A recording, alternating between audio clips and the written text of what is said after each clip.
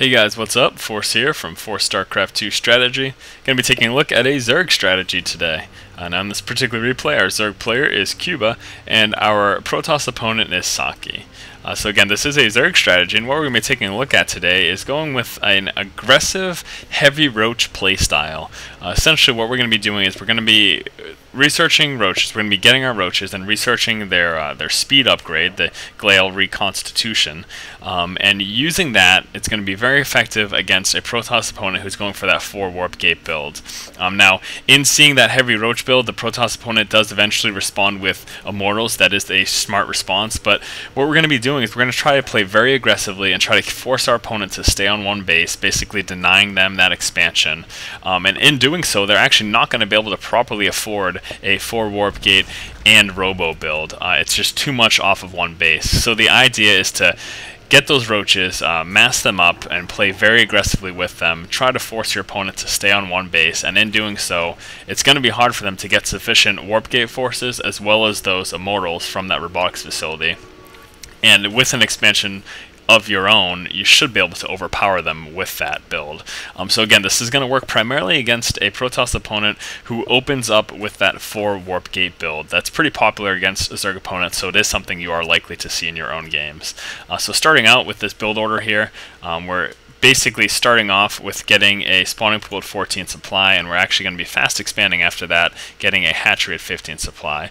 Now as you can see, we are scouting our opponent's base. We do have this Overlord just moseying about. Luckily our Protoss opponent was in the nearest position to us on this particular map, so we're able to get a full scout with just the Overlord early on. We're checking for that assimilator. It is in fact there, so in seeing that, we do know that we shouldn't really expect any sort of a 2-gate zealot push early on in the game. And now that we don't have to worry about that, basically we can keep our Overlord here up until the point that we see a Cybernetics core up, and a Stalker is going to be out immediately after that.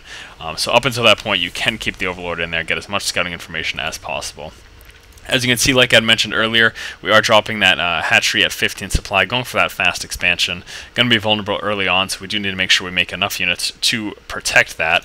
Followed that up with an extractor at 14 supply, also started getting our queen at 14 supply as well. Now at this point, we're going to want to saturate this extractor. We're going to need to mass up our Vestmen. We're in fact going to be looking to tech up to a Lair very quickly in the game. This is going to allow us to get that speed upgrade for our Roaches.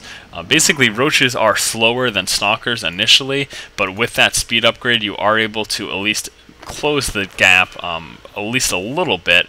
Also, the other thing to note is that the range on the Roaches is smaller than that of a Stalker, so you really need that speed upgrade if you're going to go for a heavy Roach build in order to be effective. And in order to research that speed upgrade, we need a Lair. So that is in fact why we're going to be spending our first 100 Vespian on getting that Lair as quickly as possible, so we can go ahead and again get that speed upgrade for our Roaches. So there you go, that Lair is going down. At this point, our Protoss opponent does have that wall off, so we're not going to be able to sneak in there to get any more scouting information at this point. We can try to creep in with an Overlord to sacrifice it. That is certainly a good idea. Also, in your first push, if you are able to break through that front wall, you're going to be able to see fully what your opponent has. As you can see here, the expansion is finally up, so we're going to start to get that saturated as soon as possible. Again, we do need some sort of early defense, so we're getting these Zerglings. I highly suggest at least pulling one of your Zerglings and having it sit on the Zelnaga tower, especially if your opponent is in this near of a position to you. You're going to be able to see any push or early aggression that comes from your opponent if you just have one sitting on this tower. As you can see, our Zerg player here, Cuba, does go ahead and do that. In fact, scouting probe coming from our opponent. Try to deny any scouting information.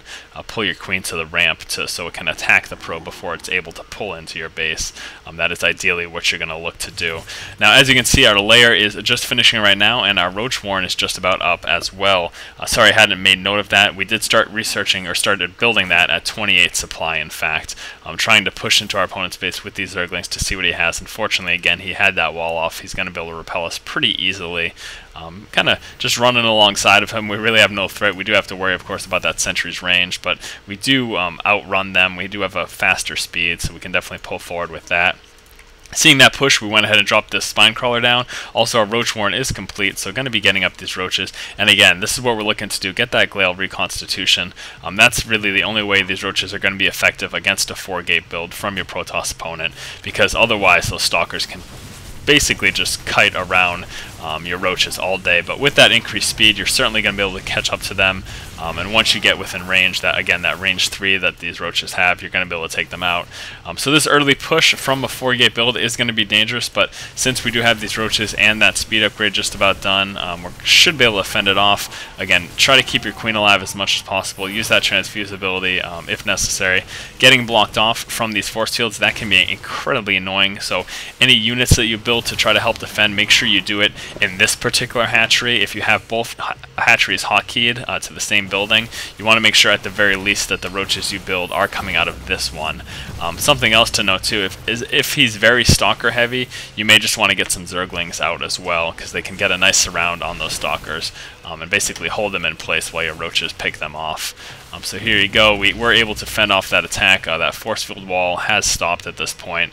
And at this point, with that speed upgrade now finished, we're going to be able to push out. Scouting here, checking here for that proxy pylon. We did in fact find one. A lot of players will put proxy pylons at these expansions near your base in this particular map, so definitely want to check for that. Another popular location is back there as well, kind of hidden. So as you can see though, with this speed upgrade, our Roaches are able to catch up to the stalkers. That really is the key there. And here's this likely transition that I told you about. Our Protoss player was seeing that, although obviously at this point we don't have that actual scouting information, but just know that this is a likely response, getting that robotics facility, in seeing this heavy Roach army. The only way really for you to counteract that, aside from a tech switch, if you want to stay with this heavy Roach aggression, is to keep him contained and stop him from expanding.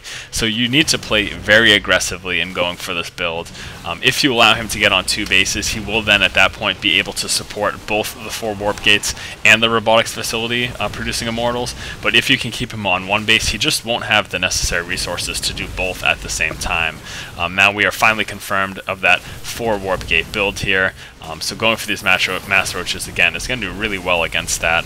Obviously, ideally, you would like to get the scouting information prior to this point, but I mean, it worked in this particular game. There's no reason it shouldn't be able to work for you as well.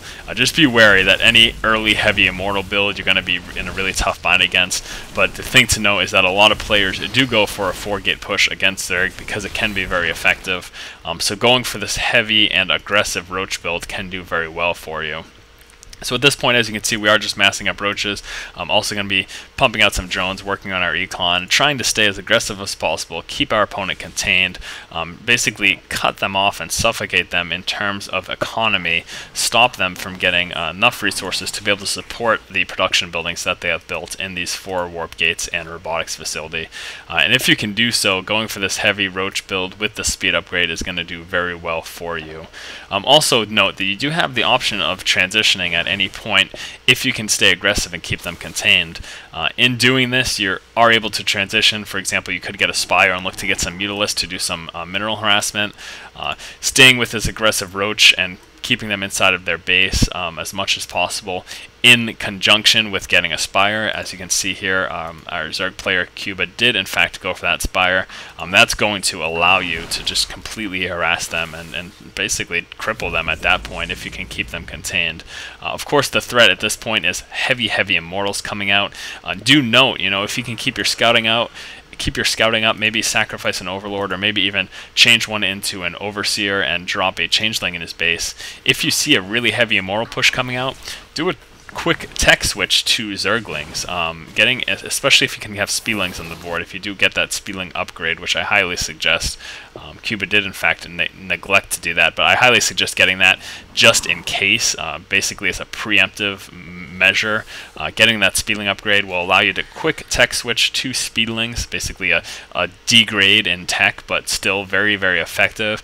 Heavy Immortals Speedlings will do very well against those, so just something to be aware of. But the key thing to note, a little bit of miss micro there, the key thing to note is that staying very aggressive with these Roaches against a Protoss player who's going for that 4-gate, if you can force them, again, to stay on 1 base, you'll do very well with this build. You want to make sure you get that speed upgrade once more. That is very crucial to this. As you can see, he's pushing forward with that primarily mix of 4-gate units, only a few Immortals at this point. Since we have that speed upgrade, we're able to catch up to those Stalkers and take them out pretty easily. Something else to note here, getting this burrow, this can be very effective. 2 things you can do. You can use it to ambush with your roaches, basically burrow them in a position, wait for your opponent's army to pass over, and then unburrow right when you're underneath them. That's going to be very effective. It'll allow you to take out their units very well. Also, the other thing you could do is you could go ahead and research the tunneling clause here. This is going to allow that heavy regen for those roaches, as well as the ability to maneuver. That's something else that I greatly greatly encourage doing if you can manage to do so. So as you can see here, Protoss, a player trying to push out against us because we kept them on one base for so long though, and because we played so aggressive in conjunction with the fact that they went for that 4 warp gate build. They just don't have enough of an army to push out against us since we have this expansion up. It's just basically not enough. Their economy isn't strong enough to be able to counteract the amount of units and the strength of the units that we can push out against them with. Now at this point, obviously it has been some time since we've been near this expansion. They could have expanded there, but at the same time, had they expanded, they would have had to dump a lot of resources into that, and they wouldn't have been able to push out as strongly as they did when they had us at the front of our base. With that said, we could have easily pushed out against them at that point. And here's that tech switch, again, that I was talking about. If you decide to do so, you can, of course, tech up to these Mutalisks. That's going to do very well at continuing this harassment. Here's the ambush tactic I talked about earlier as well with these Roaches. Burrowing them, waiting for the army to pass right over if he decides to push out, which he did, and basically just taking out his units free of charge. I'm not losing a lot in that engagement, and he lost quite a few stalkers right there, and then just pulling into his base, and at this point there's not much he's going to be able to do. Something really key that I want to note here is just the particular players in this matchup. Saki, ATN's Saki, very strong player, does very well in tournaments himself, but with this aggressive Roach build, keeping your opponent contained, again, going for that 4 warp gate build, you can do very well for yourself. So I'm going to go ahead and take a look at this build order real quick. Started off with that 14 spawning pool. Followed up with a very fast hatchery. In going for that fast expansion, we are susceptible to early pressure, so make sure you get those Zerglings on the board, scout the front of your opponent's base, grab any necessary Xel'Naga towers. If you see a push coming, go ahead and put up some spine crawlers. So again, that was that 15 fast expand hatchery. At 14 supply, we got our first extractor. We also got our queen at 14 supply as well. As soon as we got our first 100 Vespian from this initial extractor, we teched up to that layer. Again, the reason for teching to that fast layer is so we can get that Glial Reconstitution for our Roaches. That speed upgrade is very, very necessary. Now 28 supply is when we did in fact drop our Roach Warren. 34 supply we got our second extractor, and 32 is when we began researching that Glial Reconstitution. Now again, from this point forward, you have a lot of different options. Would like to get that Speedling upgrade if you can. That's going to be very effective if you see very stalker heavy. Coupling those Roaches with those Speedlings will do very well. Also, you have that option to tech up to Aspire for Mutalisk Harass. Getting that burrow can be very effective for that ambush in particular that we saw, but also if you can research those tunneling claws, that's going to allow your Roaches to regen very quickly as well as to move while burrowed. So lots of options that you have with this build. Remember, stay aggressive, try to keep your opponent on one base. You can do very well with this. So once again, guys, this has been Force StarCraft 2 Strategy. If you guys like our videos and you like what we're doing here, please do go ahead and subscribe to our channel. Keep watching and keep owning, guys. Now after that, so you're going to be hitting with 8 Zerglings initially. Here are the 6, and then those additional 2 from that extractor trick there. So hitting with those 8 Zerglings is going to be really strong. Obviously a lot better than hitting with just 6. Now right after that, at your next 100 minerals, go ahead and create an Overlord, and then just continue to pull more Zerglings, have them rally to your opponent's base, and try to do as much harassment as possible.